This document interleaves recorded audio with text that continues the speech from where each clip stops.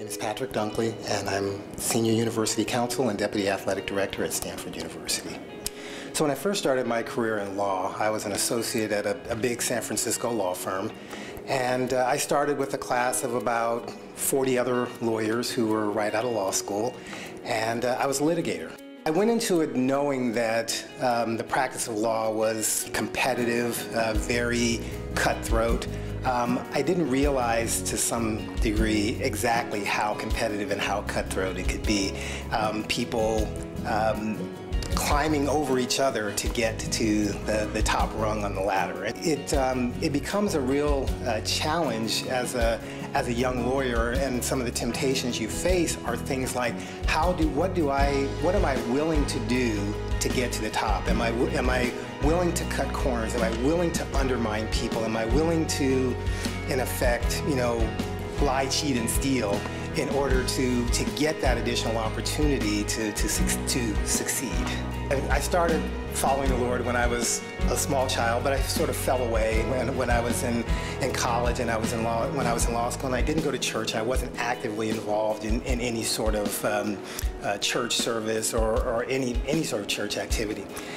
But as I got to my last year of law school, I could feel this pulling for me to reconnect with the Lord. And there was a good friend of mine who I worked with at the time, and one day she and I sat down, and she really helped to lead me back to the Lord. And so it was because God had planted that seed in my life that I started off as a first-year associate looking at the world through a lens of how can I do this in a way that's going to honor God. There were about 40 of us that started out in this class, and when we got down to that 7-year point, and the partners were making decisions as to who would become, who would be partner. There was only one person who the Lord found favor to make a partner, and that was me. It was not because I was a good lawyer. It was not because I was smarter than anyone else. It was because of God's favor, because God had grace on me. There are always going to be temptations. There are always going to be people and events that will try to pull you in a direction away from the Lord. Matter of fact, you will probably have more of those events than you will have ones that are pulling you towards the Lord. But you have to understand that you serve one master. It's not about anybody else, but about you and the Lord. If you can try to do that every day, at the end, you will see the rewards that are beyond your belief.